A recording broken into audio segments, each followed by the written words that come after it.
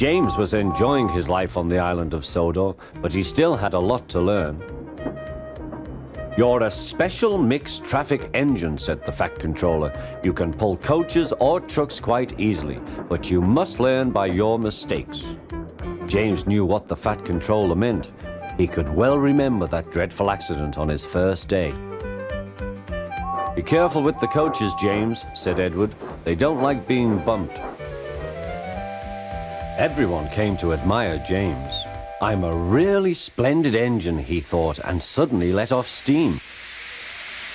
A shower of water fell on the Fat Controller's nice new top hat. Just then the guard blew his whistle, and James thought they had better go. Go on," he puffed to Edward. Don't push," replied Edward. The coaches were grumbling too. Don't go so fast. But James didn't listen.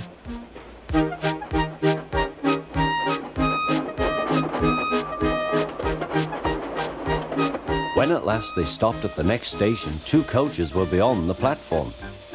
They had to go back to let the passengers out.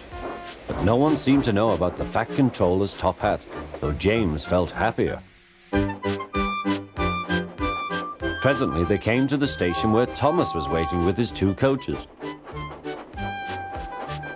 "Hello, James," said Thomas. "Feeling better?" "That's right." "Oh, that's my guard's whistle. I must go. I don't know what the Fat Controller would do without me to run this branch line," and he puffed off importantly. Edward and James passed the field where James had had his accident. The fence was mended and the cows were back again.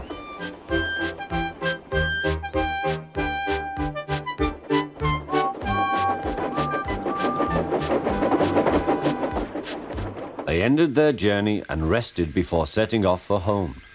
James was still wondering what the Fat Controller would have to say about his top hat.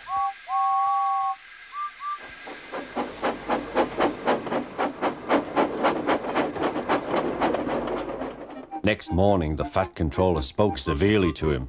"If you can't behave, I shall take away your red coat and have you painted blue." James didn't like that at all.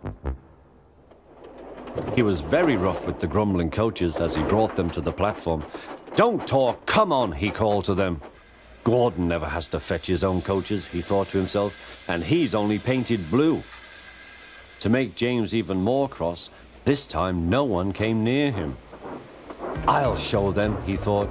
"They think Gordon is the only engine who can pull coaches."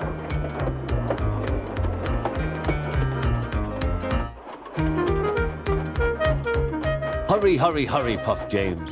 You're going too fast, replied the coaches. James laughed and tried to go faster, but the coaches wouldn't let him. "We're going to stop," they said. "We're going to stop."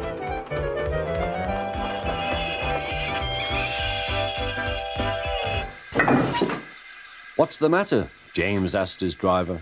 "The brakes are hard on. Leak in the pipe, most likely. You've banged the coaches enough to make a leak in anything." "How shall we mend it?" said the guard. "We'll do it with newspaper and a leather bootlace," replied the driver. "Well, where is the bootlace coming from?" asked the guard. "Ask the passengers," said the driver.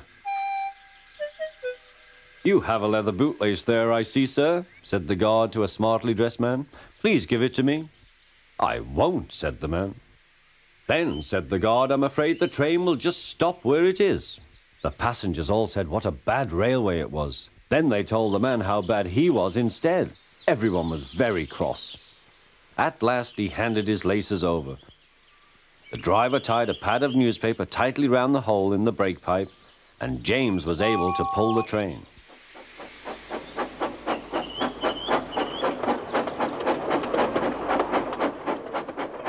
But he was a sadder and wiser James and took care never to bump coaches again.